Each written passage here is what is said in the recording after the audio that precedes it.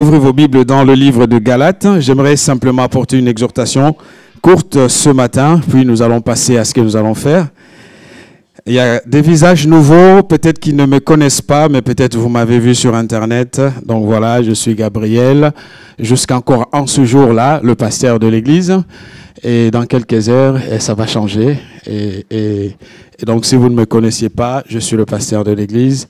Avec beaucoup de joie, je vous reçois au nom de l'église et je vous bénis au nom de l'église. Amen. Donc, Genèse, j'ai dit Galates, il y a les deux textes de toute façon, il y en a deux. Donc, on va les lire ensemble, Galates et Genèse. Mais on commence avec Genèse avant d'arriver sur Galates. Et je ne sais pas vous, mais moi, il m'arrive parfois de considérer que Dieu tarde. Et j'ai l'impression que Dieu a raté son train et il a pris le prochain. Parce que rester sur les quais, je l'attends qu'il vienne, mais il n'arrive pas. Et il peut y arriver qu'il y ait des frustrations parce que Dieu, ça c'est moi, de mon point de vue, je peux avoir cette impression que Dieu tarde et que Dieu n'accomplisse pas ce que je lui dis. Mais cela est normal parce que nous le retrouvons dans la Bible. Et le thème de mon message ce matin, si Dieu tarde, que dois-je faire? Si Dieu tarde, que dois-je faire? Nous allons lire dans Genèse 15, les versets 1 à 6. Il est dit ceci. Après ces événements, la parole de l'Éternel fut adressée à Abraham dans une vision. Et il dit, Abraham, ne crains point, je suis ton bouclier et ta récompense sera très grande. Abraham répondit, Seigneur éternel, que me donneras-tu?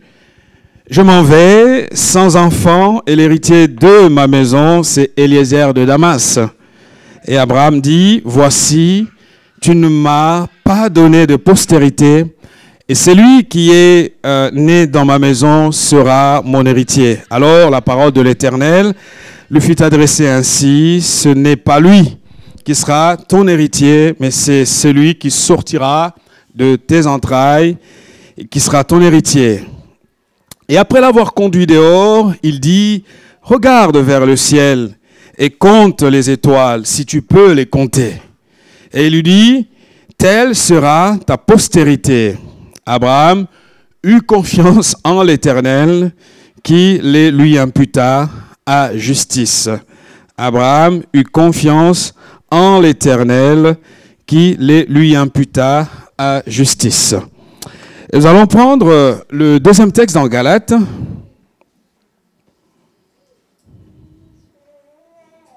Galates chapitre 4, versets 1 et 2. L'apôtre Paul dit ceci. Or, aussi longtemps que l'héritier est enfant, je dis qu'il ne diffère en rien d'un esclave, quoiqu'il soit le maître de tout. Mais il est sous des tuteurs et des administrateurs jusqu'au temps marqué par le Père. Aussi longtemps que l'héritier est enfant, je dis qu'il ne diffère en rien d'un esclave, quoiqu'il soit le maître de tout.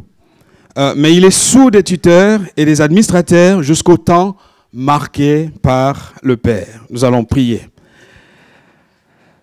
Dieu notre Père, nous voulons te rendre gloire et honneur encore en ouvrant ta parole.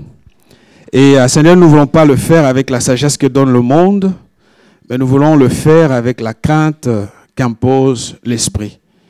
Parce que la Bible déclare que tes paroles sont esprit et vie. Nous voulons, en écoutant, entendre ta voix. Nous voulons, en partageant cette parole, te laisser éclairer nos esprits et nous communiquer ta pensée pour notre édification et pour notre formation, notre parcours de servante et de serviteurs. Tous ici, nous sommes appelés par toi, pour toi, et pour que ce monde reconnaisse que Jésus est Seigneur. Et dans l'attente de ton retour, Seigneur, nous voulons avancer avec confiance malgré les obstacles et les soucis qui peuvent nous arriver. Seigneur, merci parce que tu conduis toutes choses et tu bénis ta parole. Que ce lieu soit totalement soumis à ton autorité et que toute pensée, Seigneur, soit soumise à l'autorité de Christ. Je mets hors d'état de nuire tout ce qui vient de l'ennemi et je proclame Jésus comme Seigneur et Sauveur de tout ce qui se fait. Pour ta seule gloire, au nom de Jésus. Amen. Voilà, vous me connaissez, vous connaissez que j'aime toujours créer l'ambiance, hein, aussi avec l'Église, avec le peuple de Dieu, parce que vous êtes des femmes et des hommes admirables, formidables, que j'aime beaucoup, parce que vous êtes dans mon cœur. Donc, si Dieu tarde, que faire? Que dois-je faire? Si Dieu tarde, que dois-je faire? Et peut-être que ça peut paraître une évidence pour quelqu'un qui est tellement sûr de ses prières et de ses actions avec Dieu, que chaque fois, lorsqu'il prie, Dieu répond. Mais moi, il arrive que je prie et que Dieu ne réponde pas. Il arrive que j'attende longtemps les choses que Dieu me promet. Et il arrive que je murmure, il arrive que je ne comprenne rien de ce qui se passe. Il arrive que je me dise, est-ce que Dieu est toujours fidèle? Est-ce qu'il va accomplir à mon égard ce qu'il a dit? Vous savez, un jour Jésus était confronté à cette réalité, à la réalité d'avoir l'impression que Dieu n'est plus en accord avec lui. La Bible déclare que lorsqu'il était sur la croix, le Seigneur va prier en disant « Mon Dieu, pourquoi m'as-tu abandonné ?» Et donc, si le Fils de Dieu, qui est Dieu incarné, a pu vivre de tels moments, des moments où il a eu l'impression que Dieu son Père n'était plus avec lui, Dieu l'avait abandonné. Et je pense que cette prière de Jésus est une forme de légitimité pour nous qui avons par moments l'impression que les choses n'avancent pas dans la bonne direction. Et donc, il est beau et bien d'entendre que Dieu a parlé, Dieu veut que je fasse ceci, mais ça fait un moment que je l'attends et c'est Dieu là où il est. Donc, vous êtes en toute légitimité de vous interroger et de vous dire, où est Dieu? Où est Dieu? Qu'est-ce qui lui est arrivé? Est-ce qu'il a un problème? Est-ce qu'il est tellement occupé au point de m'oublier? Et pourquoi ces choses changent? On a ici, dans ce récit de la Genèse, l'histoire d'Abraham. Abraham qui était sous pression, mais Abraham qui vivait une forme de tension entre Eliezer, le fils qui est sorti de sa maison, et cette promesse qu'il ne voyait jamais, qui n'arrivait jamais. Cette promesse des dieux qui tardait. Et depuis des années, Abraham a tout fait. Il s'est levé. Il a obéi. Vous vous souvenez, lorsque Dieu est venu voir Abraham, Abraham était très bien dans sa famille. Abraham n'était pas un homme pauvre. Parce que la Bible dit que le jour où Abraham a quitté le pays, son pays natal, il est parti avec des biens et avec des serviteurs. Autrement dit, il avait une situation sociale, matérielle, qui était confortable. Mais voilà que Dieu se manifeste à Abraham et lui dit, Abraham, quitte ton pays, quitte ta patrie, quitte ta famille et va. Abraham a obéi et Abraham est parti. Et ce départ a été un départ difficile pour Abraham parce que qui aurait pu comprendre qu'un homme de 75 ans, un homme que nous aimions, un homme qui était socialement enraciné, qui était bien, pourquoi lui arrive-t-il de prendre cette décision? Et si c'était aujourd'hui, on pourrait dire Abraham a commencé à développer la maladie d'Alzheimer. Il y a un problème avec lui parce qu'à 75 ans, entendre la voix de Dieu, c'est un peu quand même compliqué. Vous êtes d'accord avec moi? Et si Dieu parle sous cette forme-là, on peut se dire, ça commence à être intéressant. Et si tu avais encore 30, 40 ans, on pourrait l'envisager. Mais à 75 ans, il faut que tu quittes tout pour partir. Partir où? Il n'avait pas beaucoup d'explications à donner. Parce que la Bible déclare que le jour où il partait, il ne savait pas où il allait. Mais il a fait. Il est parti avec des déchirements, avec des ruptures familiales, parce que les gens de sa famille ne comprenaient pas son choix, mais Abraham est parti. Voilà que Abraham a fait sa part, mais Dieu ne fait toujours pas la sienne. Dieu lui a promis qu'il sera père des multitudes. Dieu lui a dit qu'il lui donnerait un enfant. Abraham a fait sa part, mais la part de Dieu tardait. Et donc, on entre dans cette zone de turbulence où on se dit, soit la voix que j'avais entendue était vraiment celle de Dieu, ou c'était ma propre voix. Peut-être que quelqu'un se reconnaît ce matin. Il arrive des moments où on se dit, mais est-ce que c'était Dieu qui m'a parlé ou moi j'ai voulu me parler à moi-même? Vous savez, il y a des moments où on se parle à soi-même. Hein?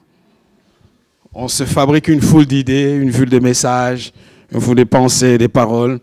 Et la Bible déclare que les pensées, les songes naissent parfois suite à la multitude des pensées et des réflexions. Ah, j'ai une vision, Dieu m'a dit. Oui, Dieu peut dire, mais Dieu peut prendre du temps pour accomplir ce qu'il a dit. Alors, que faire? Abraham est parti, donc, je disais, et Abraham va vivre cette tension qui est une réalité pour chacun d'entre nous, parce que une chose est d'avoir entendu la parole de Dieu, mais une autre est de marcher avec fidélité pour que cette parole se réalise. Parce qu'il y a toujours un moment, un temps entre la parole annoncée et la réalisation de celle-ci.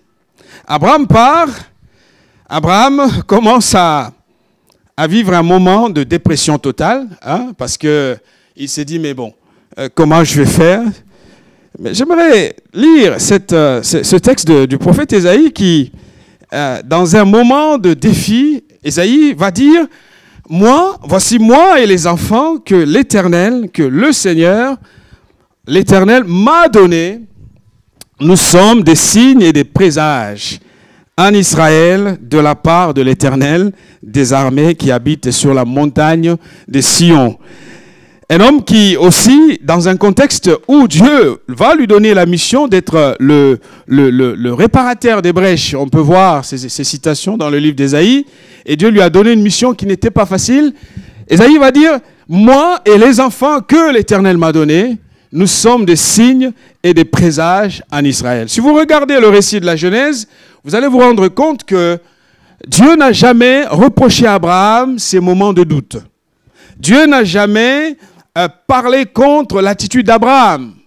Dieu avait compris que le cœur de l'homme est toujours aux prises, est en confrontation avec le temps qui passe. Parce que nous sommes humains, parce que nous sommes limités dans le temps et dans l'espace, il nous arrive toujours à un moment donné de se dire, est-ce que réellement Dieu accomplira ce qu'il a dit? Ma sœur, je ne sais pas dans quel état tu es arrivé ce matin. Si Dieu t'a donné une promesse, si Dieu t'a donné une parole, malgré l'apparence contradictoire de ce que tu vis comme réalité, je t'invite simplement à avoir les yeux fixés sur le Seigneur.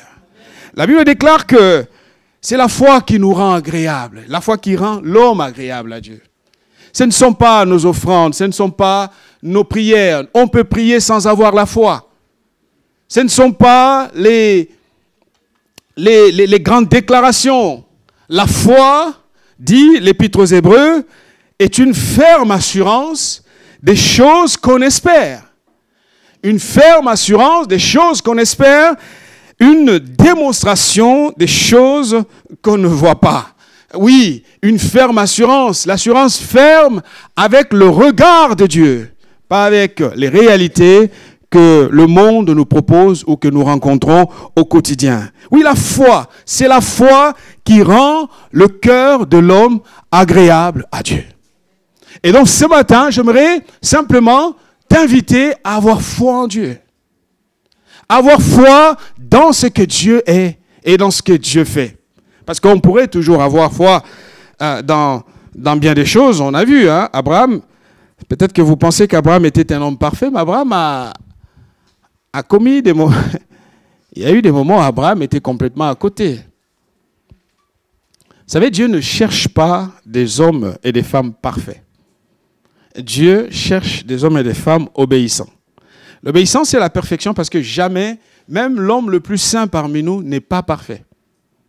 Nous pouvons avoir sa perfection que quand nous sommes en communauté Et là, il prend les allures d'un homme saint, mais posez la question à sa femme ou à son mari, et là, vous avez une première analyse. Et l'analyse la plus percutante, vous voyez, c'est celle qui vient des gens qui vivent avec nous au quotidien. Parce qu'eux n'ont pas, ils savent, ils voient la réalité de ce que nous sommes. Donc c'est la foi qui rend l'homme agréable à Dieu. C'est par la foi que nous sommes sauvés. C'est par la foi que nous croyons que Dieu existe. Personne n'a vu Dieu ici. C'est par la foi que nous attendons son retour. C'est par la foi que l'on peut être guéri.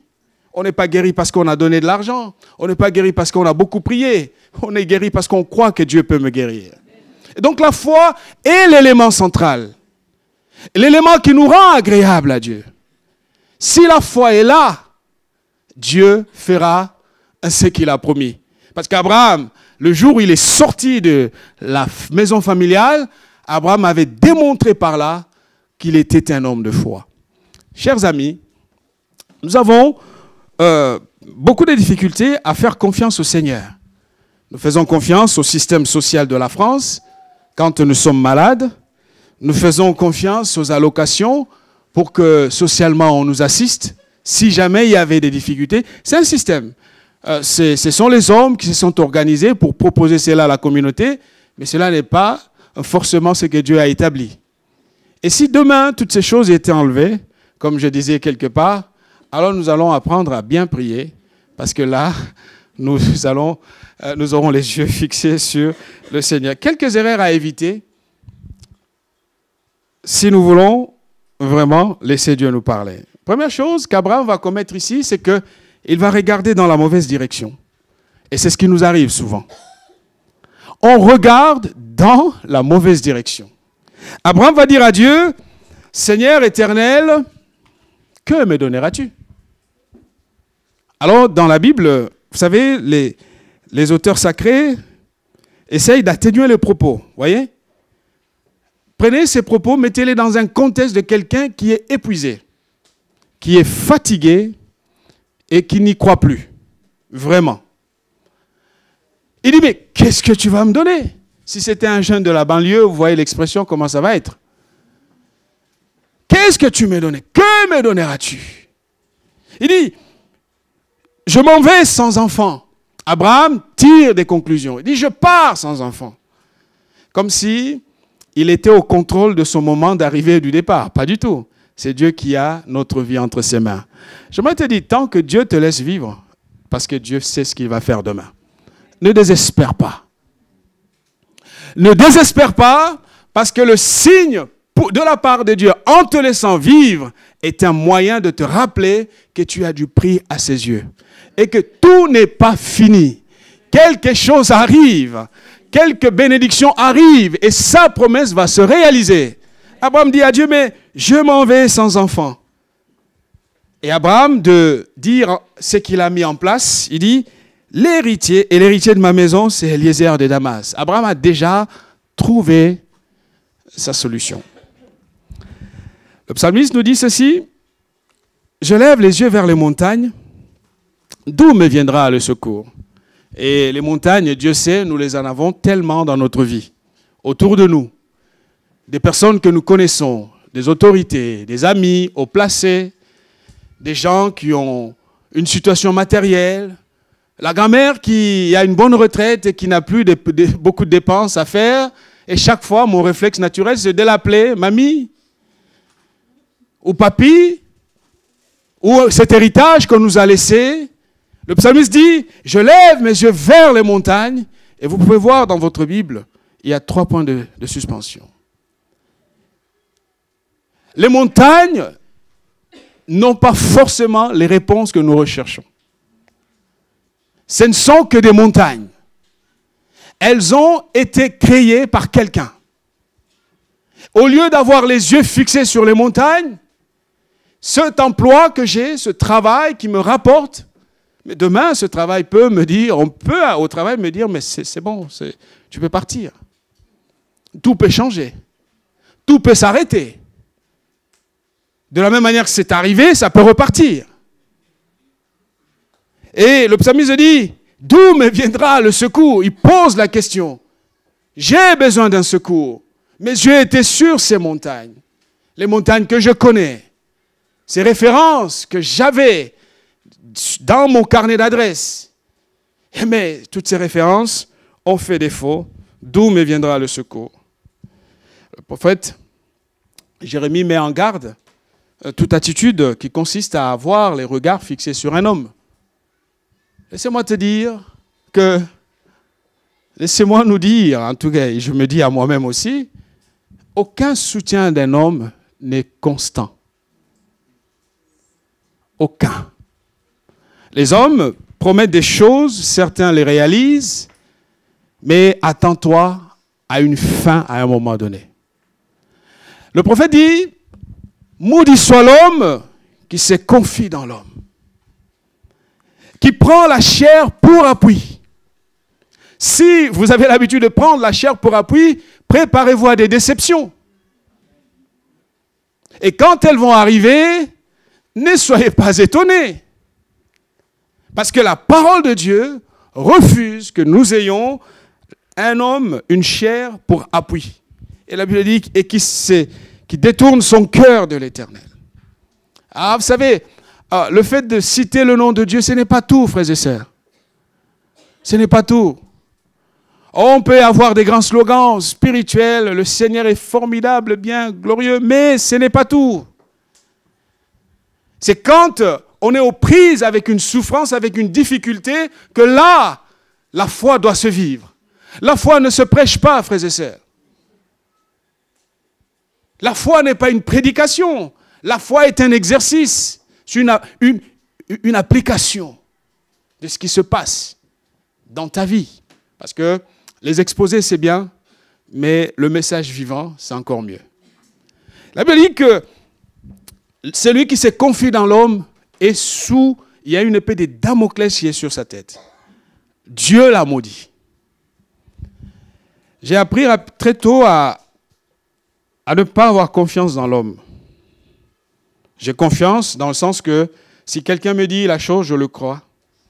Mais en même temps, je sais que demain, ça pourra changer. Et donc, je me préserve. Je me préserve pour que la chute ne soit pas brutale. Et que je ne commence pas à ruminer sans cesse ce qui s'est passé. Et j'ai appris aussi rapidement à ne pas croire que mon père, ma mère ou ma famille, c'est tout. J'ai très rapidement, depuis que j'ai été sauvé, j'ai appris rapidement à avoir confiance en Dieu. Et je sais que lui me donnera ce qu'aucun homme dans ce monde est capable de me donner. Il dit, il est comme un misérable dans le désert, la personne qui se confie dans l'homme. Je ne veux pas être comme un misérable dans le désert. Et il ne voit point arriver le bonheur. Il habite les lieux brûlés du désert, une terre salée et sans habitants. En revanche, il y a une bénédiction qui est prononcée sur la personne qui se confie en l'Éternel. Elle dit, béni soit l'homme qui se confie dans l'Éternel et dont l'Éternel est l'espérance. Vous savez, lorsque on a foi en Dieu, Dieu nous prend du néant et il nous élève et il nous bénit et il nous accompagne jusqu'à la fin. Qu'est-ce que je suis en train de dire ce matin? Je suis en train de dire que regardons dans la bonne direction. Parce qu'Abraham, parce que Dieu tardait, il a changé de regard. C'est naturel, hein? C'est naturel parce que c'est humain. Au cas où Dieu ne venait pas honorer sa part, que vais-je faire? Mon deuxième point. On prépare son plan B, au cas où Dieu n'accomplirait pas sa promesse. Abraham dit, mais je m'en vais sans enfant. En tant qu'un être responsable, je ne peux pas accepter cela. J'ai un devoir. Je dois transmettre tout ce que j'ai. Et donc, parce que tu tardes et que tu ne fais pas ce que tu as promis, Eliezer de Damas, je l'ai désigné comme héritier. Je l'ai fait. Et il a mis son plan B. Si vous voulez un truc, juste un conseil. Hein. Quand on marche avec Dieu, supprimez tous les plans B. Faites un peu la logique de Napoléon. Vous arrivez sur une île et vous brûlez les bateaux. Comme ça, on ne va pas retourner. Dieu va se débrouiller pour qu'ici, ça marche. Il a mis son plan B. C'est naturel, c'est humain.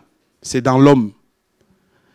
Parce que Dieu tarde, et pour que je ne sois pas désagréablement surpris, je prépare. Il dit, et l'héritier de ma maison. Et il le dit même, hein, et l'héritier de ma maison. D'où lui est venue ces idées, Abraham? Qui lui a dit qu'Eliezer est l'héritier de sa maison? Cela va à l'encontre de ce que Dieu lui a dit. Il dit, j'ai trouvé un héritier pour ma maison. Cet héritier s'appelle Eliezer de Damas. C'est lui qui sera mon héritier. Le psaume 60 nous dit ceci, donne-nous du secours contre la détresse. Pourquoi? Parce que le secours de l'homme n'est que vanité. Ah, moi j'aime ce texte. Le secours de l'homme n'est que vanité. Et tout être humain, tous, notre secours n'est que vanité. Parce que le meilleur des secours, c'est le secours qui vient de l'Éternel.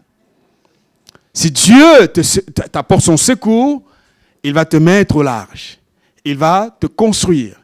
Il va t'accompagner. Il va te soutenir. Il va te conduire, te guider jusqu'à ce que sa promesse dans ta vie soit réalisée. Autre point qui arrive souvent, c'est que il est plus facile de se référer aux hommes, aux amis que l'on connaît, que l'on voit, qu'à un Dieu qu'on ne voit pas. C'est pour cela que beaucoup de personnes, malheureusement, quand il y a un problème, ils expliquent leur problème à tout le monde, sauf à Dieu. Ah, tu as vu ce qui est arrivé. Tu as vu ce qu'il m'a fait. Tu vois au travail ces jours-ci. Et là, on explique. Alors, combien d'heures as-tu pris dans la prière pour dire à Dieu ce problème? Un jour, j'avais une situation de contrariété. D'ailleurs, c'était récemment. Une situation difficile. Et je devrais absolument aller au Congo pour aller gérer ce problème. Alors je reçois un coup de fil, mais tu connais un tel, tu peux appeler un tel pour que... J'ai juste répondu au téléphone, je ne ferai absolument rien. Alors absolument rien. Si c'est une perte ou c'est souci, je prie et je m'arrête à la prière. Parce qu'il est plus facile de dire, ah j'ai un ami, un tel qui va intervenir. Comment je saurais que Dieu a agi si j'active déjà moi-même le réseau qui est autour de moi? Alors on pourrait dire que Dieu utilise les hommes, c'est bien, oui. Mais il y a des moments où on a besoin de dire, Seigneur, peut-être que ce que je suis en train de faire est tellement humain. Avec les moyens humains, je peux me défendre et m'en sortir, mais ça ne sera que momentané. Je préfère encore que ça s'arrête là et que j'apprenne à avoir mes yeux fixés sur toi. C'est juste une école, c'est pénible, c'est difficile, je vous dis. Je partage une expérience qui était difficile pour moi. Mais j'ai appris, je dis, je veux le perdre. Je veux le perdre, mais Seigneur, je ne ferai absolument rien si ce n'est que de te porter mon problème dans la prière. Chers amis, apprenons à dire à Dieu notre problème plus que nous le faisons auprès des êtres humains qui nous entourent. Abraham a dit, mais Eliezer est là, Eliezer fera l'affaire, et donc je m'arrête là. J'ai toujours aimé l'attitude des amis de Daniel que nous connaissons. Ils étaient trois, Shadrach, Meshach et Abednego. Le roi de Babylone institue un culte en sa personne, une grande statue au centre de la ville, et tout le monde a l'obligation d'adorer le roi. Il faut l'adorer. Alors la nouvelle arrive auprès de ces trois amis Daniel, et ils se sont dit, mais nous aimons le roi, nous honorons le roi, nous respectons le roi, mais jamais nous n'allons nous incliner devant la statue du roi. Et ça a été un moment difficile, Parce que nous connaissons tous, je raconte une histoire que nous connaissons dans la Bible, Daniel chapitre 3, versets 17 et 18. Ils vont dire ceci, « Voici notre Dieu que nous servons, peut nous délivrer de la fournaise ardente. » Ils avaient confiance dans le Dieu qu'ils servaient. Ils ont dit que ce Dieu-là, nous savons qu'il a le pouvoir de nous délivrer de la fournaise ardente. Et ils rajoutent, « Et il nous délivrera de ta main, ô roi. » S'il ne le faisait pas, au cas où il arrivait que Dieu ne fasse pas ce que nous sommes en train de te dire, ô roi, sache que nous ne servirons pas tes dieux. Cela s'appelle une foi vraiment équilibrée. Elle ne s'attache pas à Dieu que par rapport à ce que Dieu donne. Ils savent que Dieu va le faire. Mais si Dieu décidait de ne pas le faire, ils restent constants parce qu'ils savent en qui ils ont cru. Aujourd'hui, être chrétien, c'est avoir cette fermeté dans son cœur de se dire, Seigneur, oui, l'enfant va arriver. Et même si je pars et que je ne le voyais pas, ce n'est pas le lieu de faire un choix qui est un choix humain. Je vais avoir mes yeux fixés sur toi. Dieu a compris Abraham, et ce que j'aime avec Dieu, c'est que Dieu ne juge pas facilement comme nous le faisons. Hein? Le problème des hommes, c'est que nous aimons juger avec beaucoup de facilité.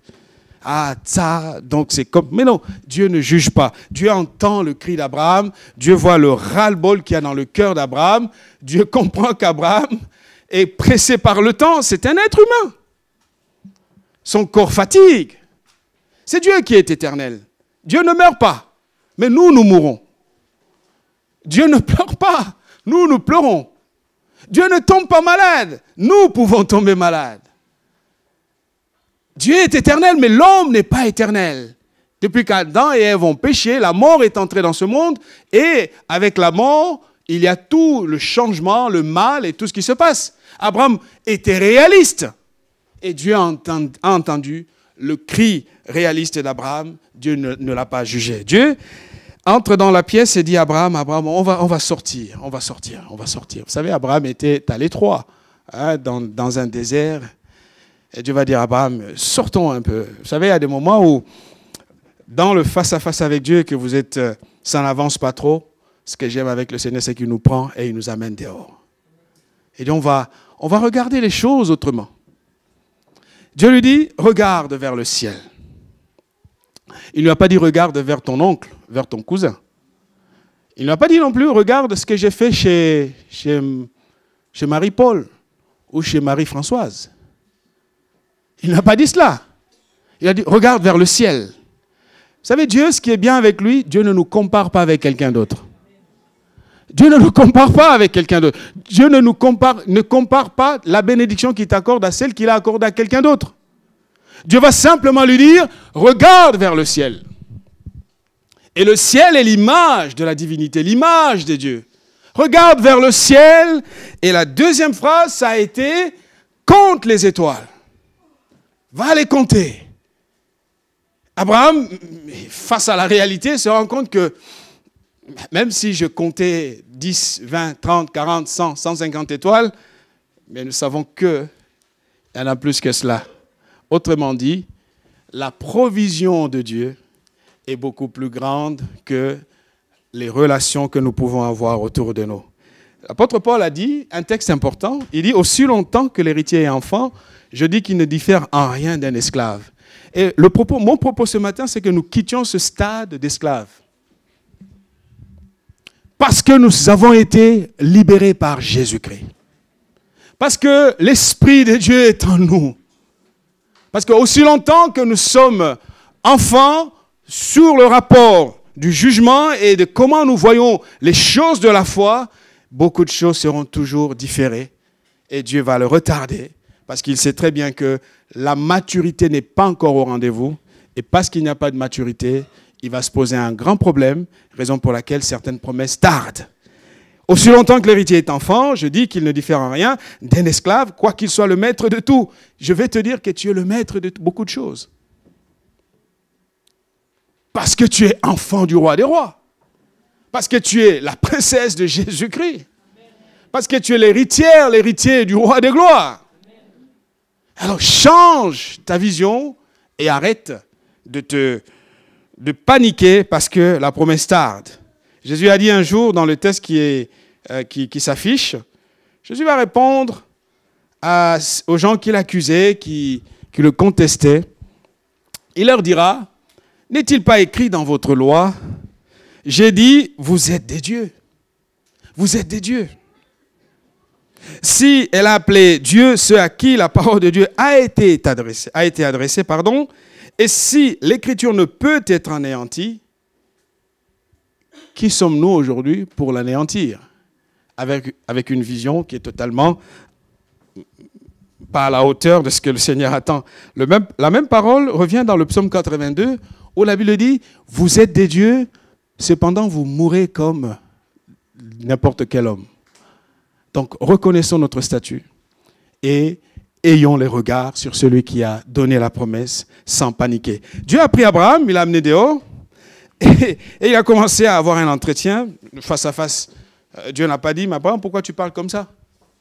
Ah voyez, ce que j'aime avec le Seigneur, c'est que Dieu prend le temps d'entendre nos frustrations, d'entendre notre colère.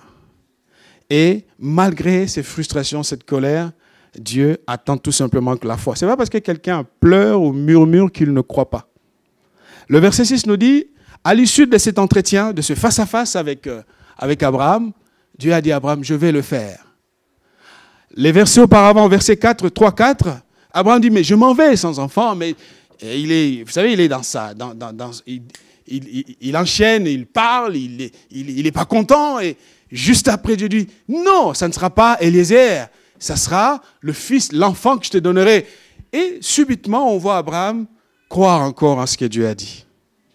La Bible dit au verset 6, nous pouvons lire le verset 6, prenez votre Bible, le verset 6, c'est très intéressant, parce qu'Abraham n'est plus dans l'objection, mais il est dans la foi.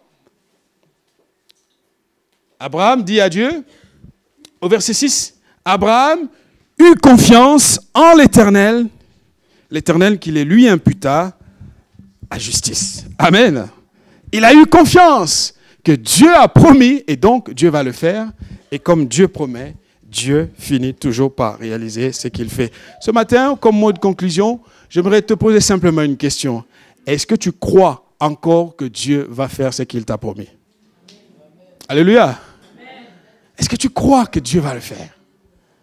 Alors, si tu crois que Dieu va le faire, aie les yeux fixés sur lui, regarde dans la bonne direction et cesse de mettre en place les plans B, le regard dans la mauvaise direction, la facilité à aller contacter des gens que tu connais.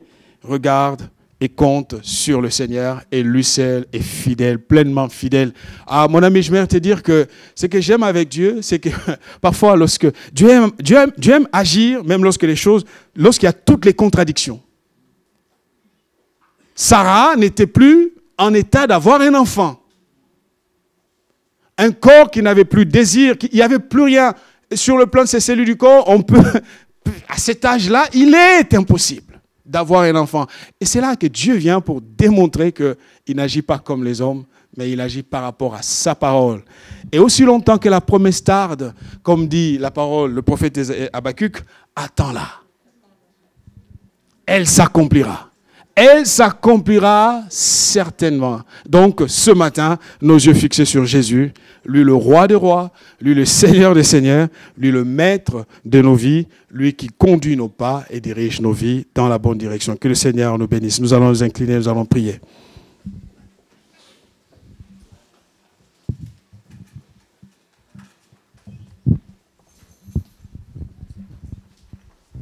Je vais prier, Seigneur, pour tes enfants et pour nous-mêmes. C'est vrai, Seigneur, souvent, nous avons l'impression que tu as raté ton train et tu vas prendre le prochain. Et que dans notre cœur, il y a tellement de choses et des difficultés, des douleurs, des souffrances. Mais notre chair et la pression de notre existence, parfois nous jouent des mauvais tours. Nous savons, une chose est certaine, Seigneur, tu es fidèle. Fidèle pour faire à notre égard ce que tu promets et fidèle pour guider nos pas dans la bonne direction. Je prie pour celui qui est malade, Seigneur, et qui a un verdict qui lui fait peur. Je prie pour celui qui est malade et qui a une situation qui est chronique. Je prie pour celui qui a des soucis au travail et qui regarde l'âge qui passe et qui se dit « Mais qu'est-ce que je vais devenir ?» Je priais pour cette famille qui est totalement disloquée, divisée, brisée. Je priais pour cette personne qui est dans toute forme d'addiction. Je priais pour ce cœur qui n'y croit plus. Ne croit plus à ta capacité de restaurer. Seigneur, je demande que ton amour nous aide à avoir les yeux fixés sur ta personne. Quelles que soient les déceptions, quelles que soient les promesses non tenues de la part des hommes, Seigneur, nous ne voulons pas te comparer à ceux qui nous ont déçus. Nous voulons te laisser ta place de Dieu et avoir toujours confiance que ce que ta bouche promet, ta main est capable de l'accomplir. Alors fortifie la foi de quelqu'un qui est fatigué, épuisé et qui a besoin d'un renouvellement, qui a besoin d'une bénédiction, qui a besoin d'une force, qui a besoin d'une grâce venant de toi. La Bible dit que ceux qui se confient en l'Éternel ont des forces renouvelées. Alors ce matin, je prie pour que tu renouvelles nos forces et que nous regardions à Jésus, que nous ayons les yeux fixés sur les étoiles. Oui, que nous regardions le ciel. Là, nous verrons qu'il y a abondance de trésors, il y a abondance de provisions, il y a abondance de toutes choses, plutôt que de compter sur les hommes. Seigneur, merci de travailler notre foi, de l'affermir et de nous rendre capables de marcher dans tes voies. Nous te bénissons, nous te glorifions, au nom puissant de Jésus. Sois loué, sois béni, Seigneur. Amen.